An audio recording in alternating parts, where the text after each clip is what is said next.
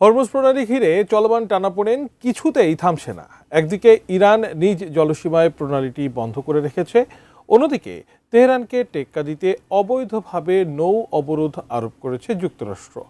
এমন পরিস্থিতিতে ইরানকে আন্তর্জাতিক সমুদ্র আইন মেনে চলার আহ্বান জাতিসংঘের। জবাবে নিজেদের শক্ত অবস্থান জানিয়েছে তেহরান। বিস্তারিত ডেস্ক রিপোর্টে।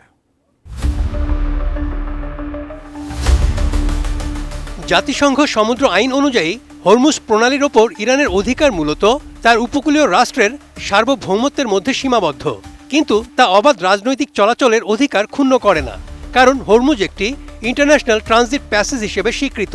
কিন্তু যুক্তরাষ্ট্র ইসরায়েলের আগ্রাসনের মোকাবেলায় আন্তর্জাতিক এই জলপথটি নিজেদের সীমানায় বন্ধ রেখেছে ইরান।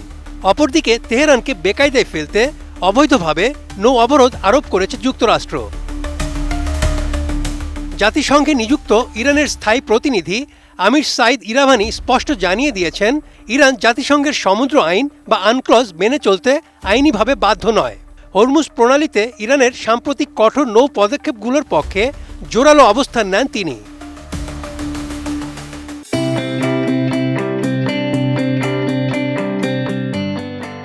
ইরাভানি বলেন, মধ্যপ্রাচ্যের বর্তমান অস্থিতিশীল ও যুদ্ধকালীন পরিস্থিতিতে উপকূলীয় নিরাপত্তা নিশ্চিত করা এবং নিরাপদ নৌ চলাচলের মধ্যে একটি ভারসাম্য বজায় রাখতেই তেহরান এই ভূমিকা পালন করছে।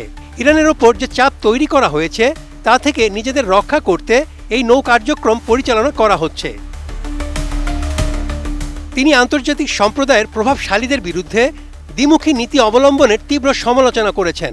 ইরাভানি অভিযোগ করেন, ওই দেশগুলো ইরানের উপর যুক্তরাষ্ট্রের চাপিয়ে দেওয়া অবৈধ নৌ অবরোধের বিষয়ে নীরব থেকে কেবল ইরানের গৃহীত পদক্ষেপগুলো নিয়ে উদ্বেগ প্রকাশ করছে। ইরাভানি আরও বলেন, সামুদ্রিক নিরাপত্তা ও নৌ চলাচলের স্বাধীনতা নিয়ে পশ্চিমা দেশগুলোর এই উদ্বেগ কোনোভাবেই বাস্তবসম্মত নয় এবং তাদের কর্মকাণ্ডের সঙ্গে এই উদ্বেগের কোনো সামঞ্জস্য নেই। তিনি মনে করেন, ইরানের বিরুদ্ধে মার্কিন অর্থনৈতিক ও সামরিক অবরোধকে পাশ কাটিয়ে যাওয়ার মাধ্যমেই মূলত আন্তর্জাতিক আইন বেশি লঙ্ঘিত হচ্ছে। ইরাভানি স্পষ্ট করে বলেন, যতক্ষণ পর্যন্ত ইরানকে তাদের সমুদ্র সীমানায় হুমকির মুখে রাখা হবে, ততক্ষণ তারা নিজেদের নিরাপত্তা রক্ষায় যে কোনো ধরনের কঠোর সিদ্ধান্ত নিতে দ্বিধা করবে না।